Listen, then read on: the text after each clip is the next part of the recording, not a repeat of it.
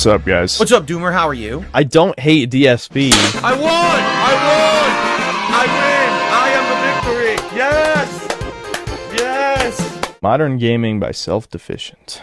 Why does Fall Guys have a battle pass? You want to escape? You want a whimsical adventure? You want to fall back on gaming as a comfort crutch? Fuck you, grind for cat ears. This is modern gaming. Don't be fooled by those who claim it's never been a better time to be a gamer. Modern gaming is the dick that'll say anything it can to fuck you. Modern gaming is the printer ink that deactivates itself if you don't have enough V-Bucks. Modern gaming is the gun I want to use to kill. The era of the complete, cozy, satisfying weekend rental is over. Games are bigger than ever, longer than ever, more broken than ever, and worst of all, less fun than ever. Don't bother getting your friends together to play the quirky multiplayer minigames from ATV Off-Road Fury 2. They're fucking done. The guys at the top are done. They figured it out. Video games are done. The game is a piece of fucking shit. Recently, my friends and I got together to play some old fun games facilitated by the Master Chief Collection, a collection of all the Halo games before Halo 5. Exactly 0 people knew how invites worked,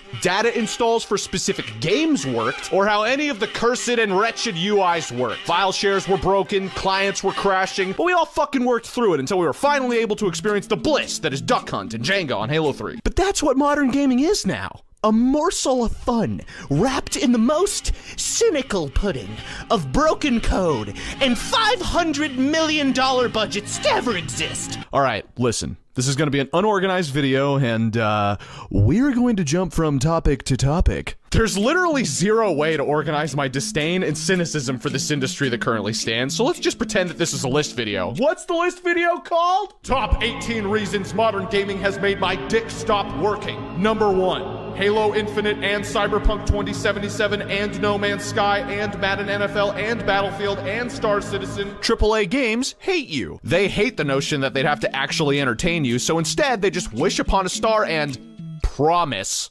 it'll all come together someday. Every Madden game that's released is trashed by the pros and littered with bugs. Literally every ambitious video game launches in the state that No Man's Sky did. Quote-unquote everything simulators like Star Citizen that promise the world, rob you blind, and fuck your dog. Cyberpunk 2077 had the audacity to have a great art style and amazing soundtrack while also enacting Poland's wish for its very own divine showcase for overhyped technical buffoonery. And Halo Infinite has the otherworldly nerve to make a roadmap announcing the beta for Match XP as a fucking feature. Needless to say, very few developers have the ability to rein it in and have a pep talk good enough to stop smoking meth in the fucking break room long enough to turn their games around. Hello Games is the shining example everyone loves to bring up with how they turned No Man's Sky around from a broken, unplayable mass of shit to something that people pretend is fun to play. A pure sandbox without fluid feel still sounds like a bad time to me, but hey, some journalists changed their ratings, so we all better go on Twitter and tell the masses the consensus has changed.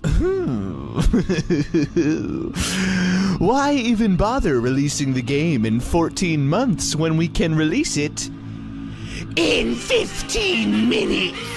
Todd Howard, I haven't even finished the wall textures in the first level. 14 minutes and 56 seconds! Hyping any video game up these days just leaves you with the same feeling you get when a beautiful girl— Well, I do have a comment on that small tangent. Supposedly, fucking Starfield was in development since, you know, the end of the Fallout 4 DLC, so, I don't know, like late 2016, 2017 or something. So, for 6 to 7 years of work, I think they had plenty of time to do something better than what they released. So definitely, and for being Todd Howard's magnum opus, his dream game, it sure as hell had no real fucking direction. No idea what type of game it wanted to be. I mean, there's still leftover mechanics in it from when it used to be some kind of like survival resource management thing. I mean, there's a fuel meter for fast travel that does nothing except make you sit through 1 extra loading screen or 2 extra loading screens if you want to travel across the galaxy. So obviously that was supposed to be a resource, because limiting the amount of distance that you click on the screen doesn't affect anything. So I definitely am going to refute the idea that, oh, the poor developers,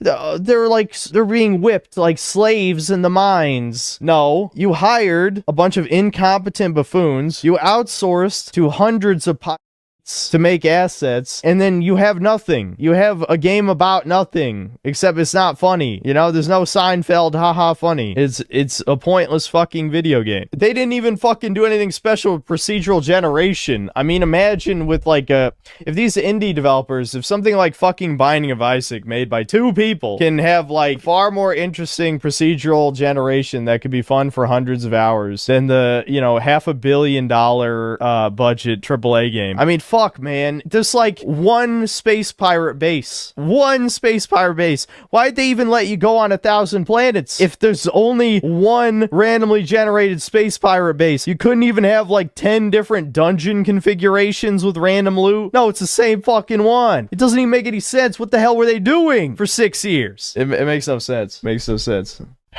So, you know, I'm just saying, like, you know, I had commentary finally. I don't know. I feel like this is the problem with a video like this is I probably will agree with 95% of it, but it's also clearly like safe opinions for the most part. But I don't know. Who knows? Maybe he shits on Sony. If he shits on Sony, that's okay with me. I don't know. Fuck it. Yeah, here we go. All PlayStation games are C-tier AMC drama. So let's see if he says something controversial. Number 7. All PlayStation games are C-tier AMC dramas.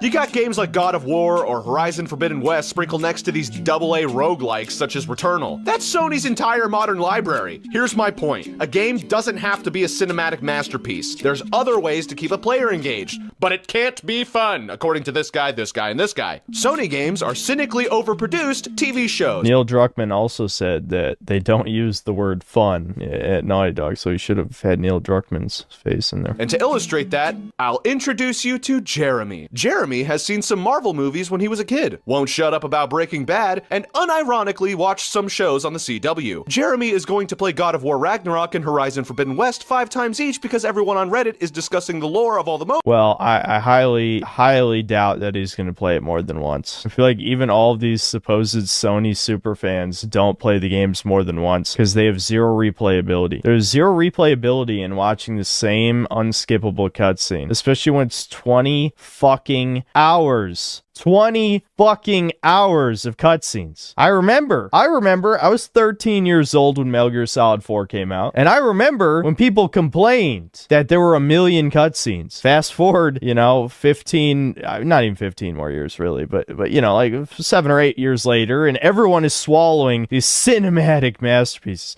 They're not even masterpieces. The stories aren't even that special. They just waste your fucking time. Moments he was too bored to focus on. Jeremy also feels the obligation to join constructive Reddit threads about the merits of the $100 million video game. Jeremy also pretends to have always loved Spider-Man before buying the PS4 game. Jeremy has nothing to do with himself because he's alone and undriven. Jeremy has depression. Jeremy is going to rewatch Breaking Bad a few more times and play God of War again. Jeremy has to move some installs off his secondary drive to the internal drive, and that's probably going to take an hour. Jeremy figures he'll try a new video game like Pizza Tower, but it's unfamiliar to him. Jeremy can't sleep at night. Jeremy is going to play Horizon Forbidden West. Jeremy overeats. Jeremy got rejected by the girl at work. Jeremy is going to join a forum for Sony game fanfiction. Jeremy is insecure and feels like he's... See, this is too tame for me. If I did this joke, I would say, Jeremy started feeling like a woman after watching too much sissy hypno porn. Jeremy started taking estrogen. Jeremy went into a Discord group of pedophiles. Jeremy then chopped his dick off, and now he spends his days every day seething about synthetic man on the internet.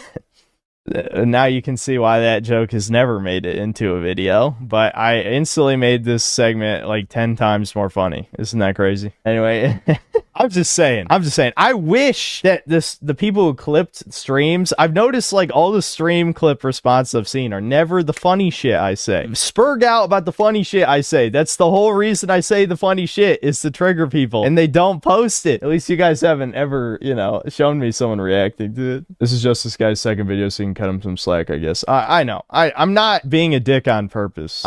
I'm highly critical. You guys know me. I'm highly critical. I try to be nice to people who are nice to me. I don't know this guy, so obviously I'm not being very nice. Wait, his 68,000 subscribers. Are you sure it's his second video? What the fuck? Maybe he used to make videos and deleted them? Because that 1.9 million views, 68,000. As someone who's gotten 1 million views on a video before, I think I only got 2,000 subscribers from it. So I'm just going to assume that he used to make videos a long time ago or something, because I don't know, that ratio doesn't check out, trust me, as someone who's made YouTube videos a long time. But I don't know. Regardless, I don't know, that stood out to my brain for some reason. He's learned nothing in life. Jeremy is going to binge watch Better Call Saul. Jeremy is going to play The Last of Us Part 2. Jeremy is surprisingly still alive. Number 8. New original IPs are literally just Biomutant. Damn, that was it? But I do agree with this point already, as someone who did play and review Biomutant. Absolutely correct. But I feel like you could have talked about that PlayStation point for a whole video and just dunk on the shitty. But then again, he did say the story. He actually was implying the stories were good, so I don't agree with that. Yeah, no original IPs. Yep, that's definitely true. I don't know. Hold on. Far Cry 3. Valve. Yeah, Valve didn't make anything. Valve just doesn't care about making games. Not enough easy to pick up, easy to master games. Yeah, I think I actually agree with that. Like Ratchet and Clank's a good example of that, where it's like it doesn't really have a high skill ceiling. It's pretty simple, but it's fun the whole time. Number 13. Not enough easy to pick up, easy to master games. Thanks to the fact that every game these days is connected to the fucking internet, tryhards are always finding new and innovative ways to measure their dicks. Every game is competitive, which means if you want to master a game, good luck mastering that game against the millions of players trying to master the game. The skill distribution is literally a bell curve. So if you want to be really good, chances are you never will be. But if you go back in time to play something like SSX3, you never had that constant element of the skill ceiling changing on you. The AI or game was hard-coded, and you could breach their ability definitively. I would 100% put money on the fact that gamers today are way more insecure about their gamer abilities than they were 20 years ago. Gone, I say, gone are the Absolutely. Why do you think everyone calls me DSP all the time? Absolutely. Projection, chat. Projection. days of trying to impress other awkward people by proclaiming you're a epic gamer. Now everyone just plays Fortnite on their phones while watching GTA 5 roleplay streams in the background. Get up, Joshua. Dinner was ready 40 minutes ago. Also, your dad found out about your progress report, so start crying. Hydro Thunder Hurricane, Crash Team Racing, all those Nintendo platformers, Spyro the Dragon, Halo campaigns, rhythm games like Guitar Hero and Rock Band. Spend enough time in these games and you almost certainly would become very good. You might not top the leaderboards on speedrun.com, but you almost always reached a sense of nirvana playing a game efficiently with great mechanics in a trance-like state. I mean, I feel the only issue with this, though, is that basically you could reword this point as just not enough linear, games. Just not enough linear games. Because, like, sandbox games obviously don't fit into this since you can do things in any order. There's so much optional objectives. But a linear single-player game, which used to be, the majority of video games 20 years ago. Yeah, I mean, that's pretty much all of them. I mean, obviously some games were hard, some games are easy, but the point is like, yeah, pretty much. You could basically just say we need more linear single-player games. I agree with that. 8. Those tricks in SSX that you land that just net you the 3 question marks? Man, that's a good feeling. Do you get the same feeling playing Modern Warfare 2 Search and Destroy?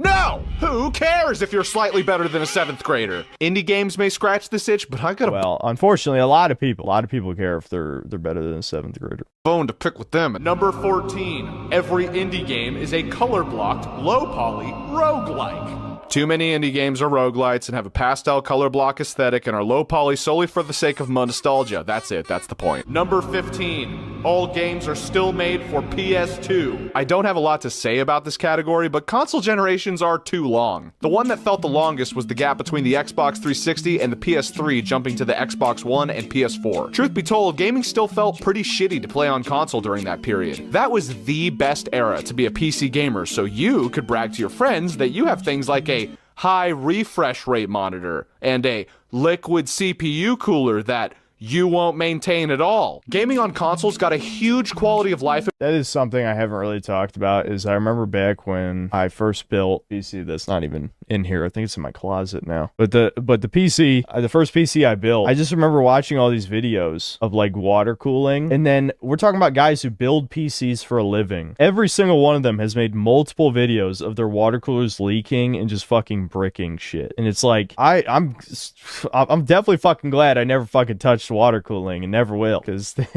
if we're talking about the people who have like millions of subscribers are fucking this up, yeah, fuck it, I'm not touching it. I don't care.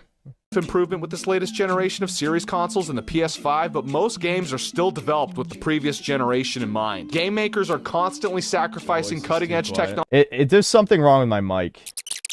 Technology for people stuck in the past, and granted, it may be a difficult situation to get out of, but I don't care. Innovation is important, damn it. Number 16, digital sales are complete bullshit. Digital sales ruined physical sales. Most of the time when you buy a console game, there's nothing on that disc other than a license and the uncaring Blu-ray letters staring back at your worthless fat face. Buy a game digitally. Great! You'll get to play it forever, right? Oh, wait.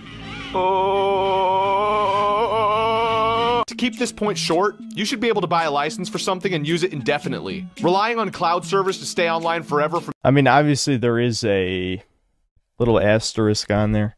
Not defending digital games, but for the most part, as long as you have it downloaded, most of them don't check if you're online to play them. So just never uninstall any digitally downloaded game, and then you're good to go. Obviously, that is not feasible, but I just had to throw that out there. For me to download the game at my will 20 years from now is obviously retarded, because one day the servers will be gone, so that's why I opt to buy the physical games. So imagine my frustration when these motherfuckers just put key codes in the box and call it a day.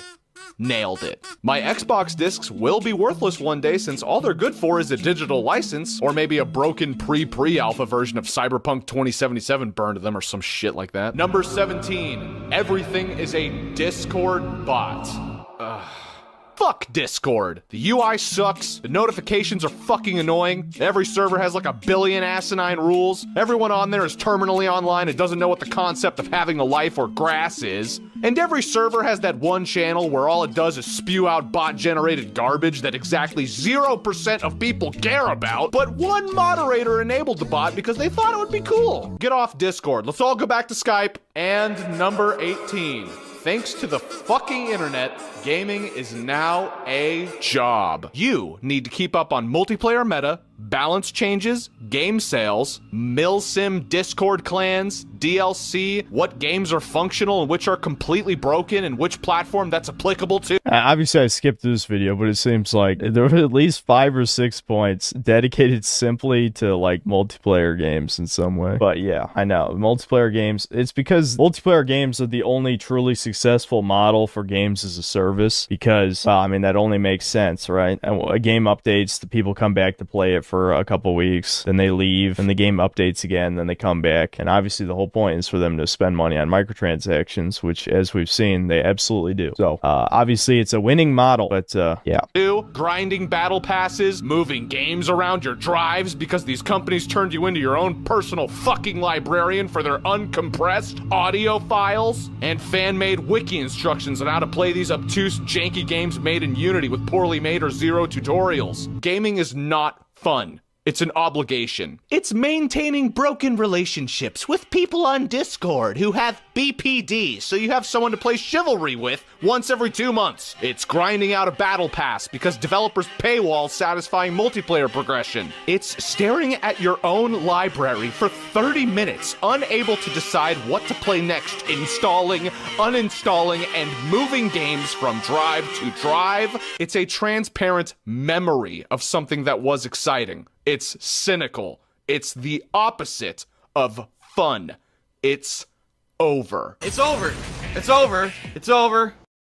Oh boy, this guy gets to say it, and it doesn't get that many dislikes. Crazy. It's because he wasn't very political, obviously. The problem is that a lot of things are inseparable from politics, so I can see why you would avoid being political, because, you know, then you'll bring about the true people that you're actually talking shit about. If the people don't think you're talking shit about them, then they're not going to hit a dislike on that shit. But I'll tell you, I have noticed something that I did my first Game is Dying, what, 3 years ago? A little over 3 years ago. And since, I've only seen more and more videos. I'm not going to claim I'm the first. I'm certainly not the first. There were fucking, like, the retro gamer people that were big back in the day were saying gaming was dead during the PS3 era. So really, obviously, I'm not the first. But I will say it's getting weirdly more popular. It's getting weirdly more popular. People are finally noticing. Finally. Seeing so many of these gaming is dying videos, it's a grift at this point. It does kind of seem that way, doesn't it? I do find it funny that a lot of them definitely got more popular than mine, but again, it's because they don't say anything truly controversial, you know? Like,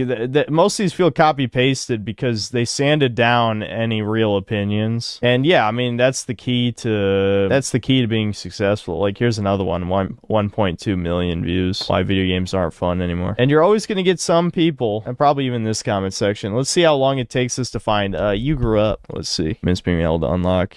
Yeah, constant hackers. That's a good one. I'm surprised there hasn't been someone yet who said, maybe we're just growing up. Because I've gotten that on a bunch of my videos, which I think is a psyop. It's crazy that watching a video about how bad modern games are is more fun than playing games. Yeah. Oh, here's another one, defending developers. Oh, yep. There are no incompetent developers working at video game studios. They're totally... Game developers are just gamers like you and me. That's why they say they hate gamers on Twitter all the time, you stupid motherfucker. Let's see. Oh, pulling no punches. Yeah, you watch my channel, bitch. Wait. Oh, okay. It looks like only my channel gets the homos that are like, maybe we just grew up. Maybe... Another one I got recently that was near the top was actually one of you guys, I think. Not in chat, but I mean one of my audience that said, maybe it's a good thing escapism is dead so we can live out in the real world. Okay, I hope you're enacting some real change, buddy, into making it a better place. I almost said something too edgy. But, I hope you're out there cleaning up the world. If you're saying, oh, go stop being escapist and go live in the real world. Oh yeah, you mean the one that's like super depressing where women are all ultra hypergamous so you can't get a date.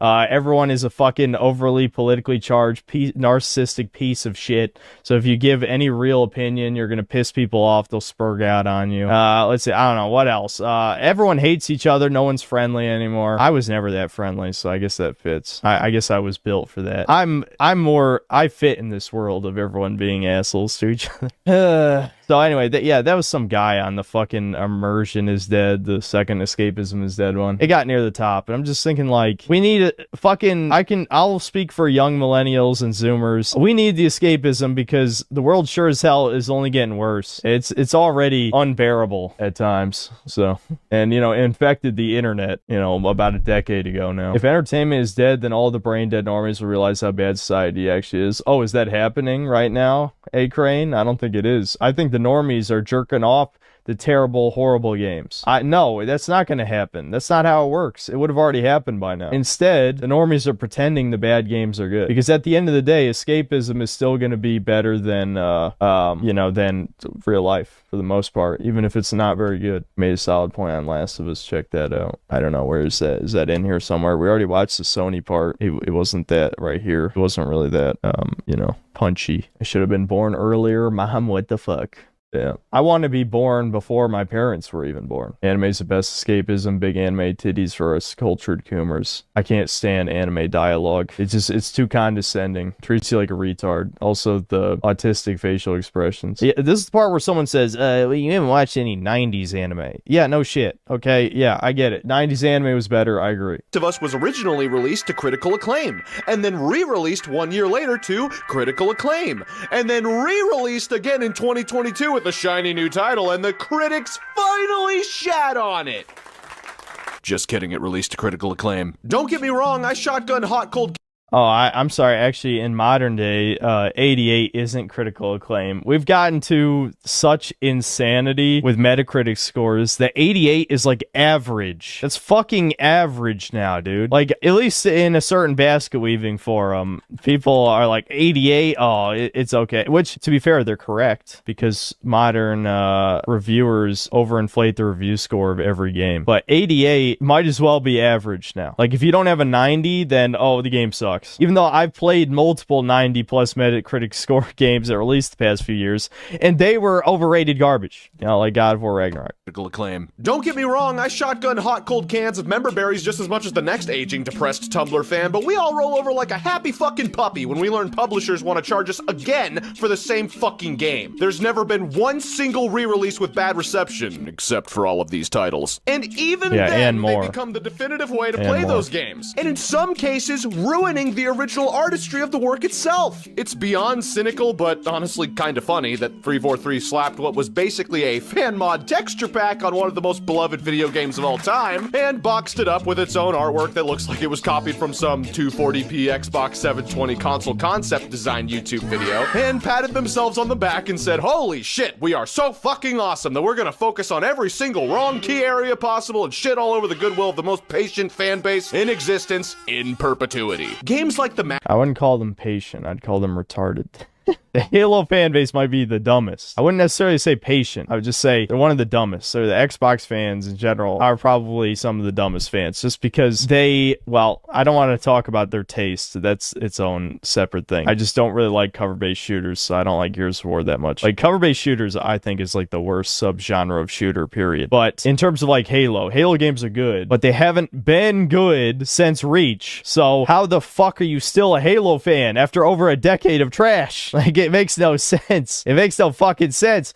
Like, for me, at least in the modern gaming time, and I understand hindsight's 2020, but for me, if one bad entry comes out that is like a huge AAA budget, not like a spin-off or something, I already just assume the franchise is dead. Because my pattern recognition in my brain has said, if you have one bad entry, you're not coming back. Because they don't listen. This is why I keep saying that fucking, oh look, here's a gaming is dead. God damn it. There's too many of these. There's too many of these now. It was novel when I made them. Now that everyone's making them, it's upsetting. But anyway, the the Xbox fans, they have nothing. I wish they had something because console wars are entertaining, but Xbox gave up. They fucking gave up. They're still alive. That's what matters. Fuck. There's gonna be 8 billion people on the planet if there aren't already. A single human life is meaningless. I would say hundreds of human lives are meaningless, if not thousands. I'd say it's nuclear apocalypse time. If nukes are even real, because that's a whole other conspiracy theorist rabbit hole, whether or not nukes are even real. But the point is, if nukes are real, it's time for the nuclear apocalypse. I had my time. Billions must die. Yeah. Was I part of the console wars? Yeah, of course. I mean, anybody as a kid was part of the console war, pretty much. I think it's just part of being a kid with video games. Anyway,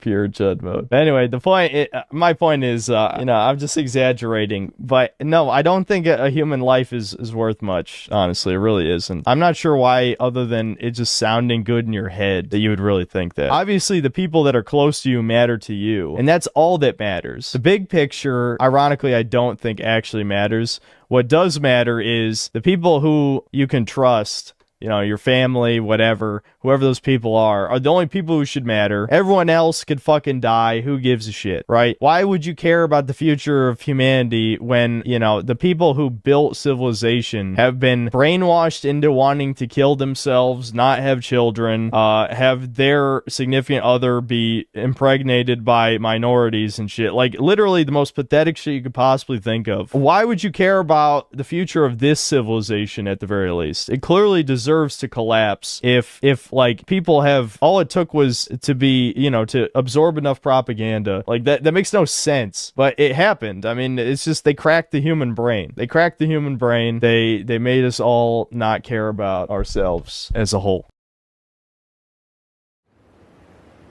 I won! Winner, winner, chicken dinner!